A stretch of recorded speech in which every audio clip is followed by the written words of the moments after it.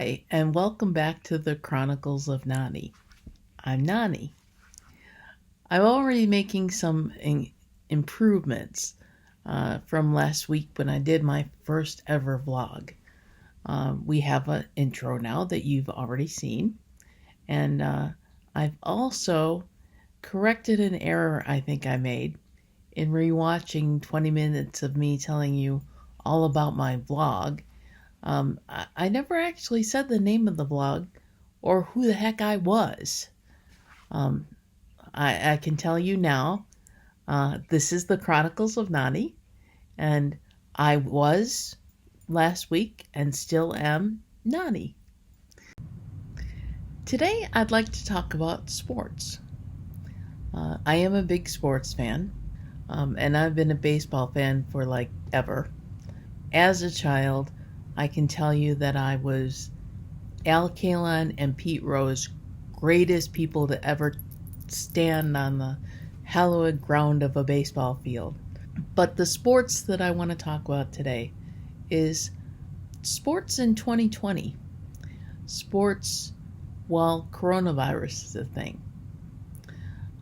We had, some hockey and basketball at the beginning of the year and the spring training games for baseball. And then coronavirus was announced to our country.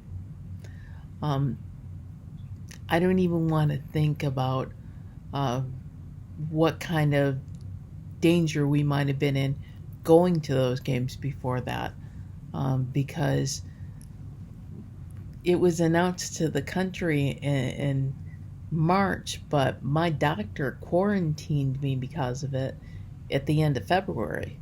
So it's been around for a while. And that's why a lot of sports just stopped at that point. Not wanting to put people together in one place, and not wanting to risk the members of the sports teams being on the court or on the ice or on the field together. The major holy four sports are baseball, basketball, hockey, and football. And those are also the big money sports. Team owners have a lot of money. Athletes get untold amounts of money. And some of the things I was reading and getting ready to actually have a Major League Baseball season was the Players Union. And their big thing was, we don't want to get screwed out of our contracts. We want to make sure we got our money.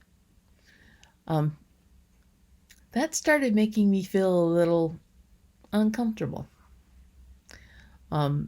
Sport with the sport that I love so much. I'm hearing athletes saying, we want to make sure we get our millions of dollars for this year. And as fans, we don't get to go to the games. That's safe, and I don't have a huge problem with that. There were 2 seasons while I was finishing my college degree that I worked game day for the Detroit Tigers. If coronavirus had been around then, wow, how would things have been? How would it have affected me? Would my job even be necessary? The reality of having baseball games without fans in the stands. You've got a lot of people that aren't working. If there are no fans, there's no need for ushers or ticket takers, people working in the parking lot, people working in the concession stand or selling concessions in the stands. Not even for people that are selling peanuts and souvenirs outside the stadium as you're walking in. And certainly, do you need information about the best thing I can say from the stats I've been given about how you've done in the last 5 games, 5-game hitting streak or something like that on the Jumbotron, and then afterwards just to say that you're, 0 for 1 with a flyout or something like that. which was my job. Um, do you need to see that stuff now? If you're playing with no fans in the stands to bother looking at this stuff, as a player, you see the numbers that tell you this is what inning it is, how many outs, how many balls and strikes, what the score is. It's probably about what you need while you're playing. Um, and I watched a little bit of an Indians game the night before I did the taping today, just because I wanted a little bit of research. Um, that the players are playing on the field, masks are optional. The managers wear masks. It was I watched on ESPN a few nights ago. Um, Something I thought was just absurd, and it made me laugh. But it was a manager having an argument with an umpire. They both have to wear a mask, and they have to be 6 feet apart. Replay got rid of so many arguments between managers and umpires, but they do still happen. That's one of the entertaining things in the game, as long as it's not something that takes over the game. My opinion, yours may differ, and that's okay. But you're definitely not seeing a manager and umpire right up in each other's face, and because they're 6 feet away. So that's a mildly entertaining part of the game that's not there now. And one of the I understand it, but it's kind of foolish. Wearing a mask on the field is optional. In baseball, it makes a little more sense because players are farther away. Until there are two people trying to see who's going to catch the same ball, and they bump into each other. And of course, the umpire, batter, and catcher are in close proximity. And if you hit the ball, or if you walk, and you're on first base, suddenly you and the first baseman are right there. And oh yeah, you've got a coach, a base coach that's also right there. And I saw so many people with face masks around their necks. There was at one point a runner on first, and instantly the face masks come up on both the first baseman and the runner. Smart. Pity that the first baseman never really had any care for or thought about the base coach. So it's really not safe to not wear a face mask when you're on the field. But at the same time, while you're running and the face mask is making you hotter or making it harder to breathe, it takes part of the running game out. You can always go to your town meetings or school board meetings. Those are open for people to go and see what's going on, see what your tax dollars are doing. You can still see those things on the internet. It takes a little bit of work, but considering the size of cities and the size of crowds at town meetings, because in my video past, one of my earlier jobs did include going to town meetings, recording town meetings to be put on local cable shows. And you look at the size of the town, the size of the city, village, whatever, and you're going to a city council meeting and you see how few people are actually there. And it's probably just, there may be more people that actually listen to them online, especially if they are in a under quarantine situation because, hey, nothing else to do. Um, so there may be more people, but nowhere near as many people who can listen to these things.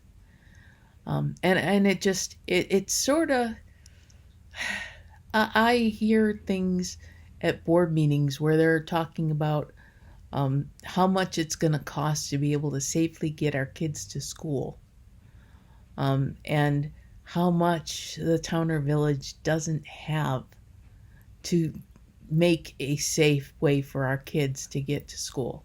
If kids go back to school, they need to have uh, things prepared uh, for the new world of coronavirus and protecting the kids and the teachers.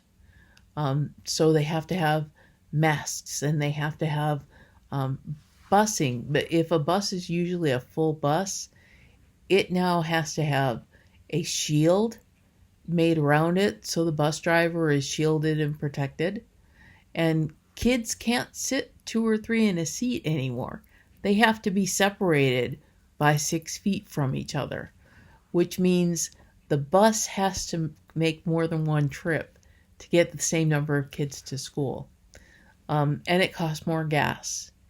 And they're talking about the thousands and tens and hundreds of thousands in some districts that it's going to cost just to get kids to school. And here are our athletes.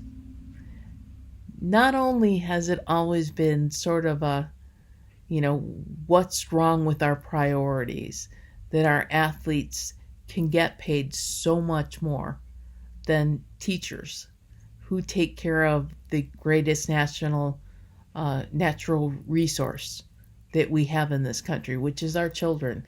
That's our future. But we let our athletes make millions of dollars, and we underpay teachers and underfund our school districts. And right now, when school districts need so much more money just to exist, and athletes are still saying, well, we don't want to go on the field, on the court, unless we're going to make our millions of dollars. I really haven't, except for research, watched a lot of sports this year, simply because I'm kind of turned off to sports right now. As much as I've always loved watching sports, it's just I want to hear a player who's making four, five, six, $7 million this year. I would love to hear them say that I don't need money. I make millions of dollars every year. This year, I'm going to perform and entertain, and you'll be able to watch me on TV. And half of my salary is going to fund districts and causes and needs in my hometown. And half of my salary is going to fund causes, districts, needs in districts in the town I play in. I would love to see a player have enough guts to say, I'm going to forego my millions of dollars this year, and I'm going to help people who need it. I'd like to see an owner or player say, I'm going to make sure that there is a salary for everyone who's not working this year for us that should be. I have heard that there's one, I believe, basketball owner who has said that he is going to make sure that there is a salary for stadium employees that will not be able to work this year. I've only heard one. Out of our four big sports that have players that make millions of dollars, I've heard of one owner that said, I'm going to make sure that people who aren't able to work because we don't have fans are still going to have a paycheck. I'd like to hear a lot more of that, and I'm probably going to be more interested in watching sports again if I do start to hear that. I think it's too soon for sports to be back. I think the just a couple of weeks has definitely proven it. They're not looking out enough for the safety of the players. The players are not when the players get out there and they're playing the game, they are not thinking about keeping them safe, about keeping other players safe, about keeping themselves safe. They're thinking about playing the game. So I really think that you can't put players on the field and say, play your game, but be safe, because that's not going to happen. They cannot do enough to keep the players and the people that are essential parts of the game safe from this terrible virus. I also think that there needs to be a lot of thought given to the money, because millions of dollars do not need to go into the bank accounts and the investment accounts of the players that are on the field, the players that are making so much more money. And it's the same that they made last year and that they'll make next year. But they're making millions of dollars more that's desperately needed by the towns they're from and that they play for, by normal people, by the people that aren't working while they're working, the people that are making $10 or $11 an hour, and the players on the field are making millions. And I'm not saying that players that play the game are worth that much more than someone working in the concession stands.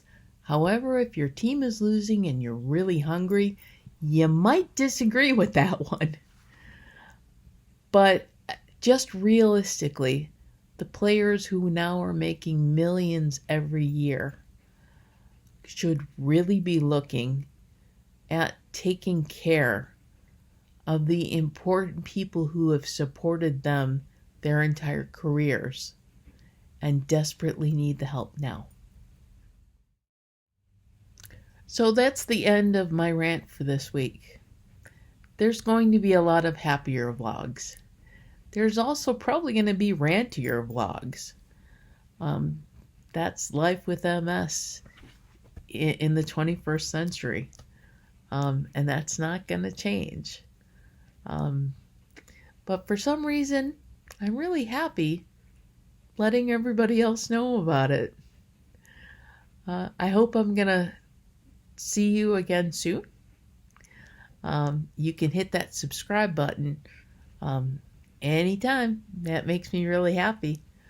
But by all means, come back and watch again. And if you have thoughts or comments or questions, please leave them in the comment section. I would love to address them. And in future episodes, I'll just be answering lots of questions. Thanks a lot and have a great week.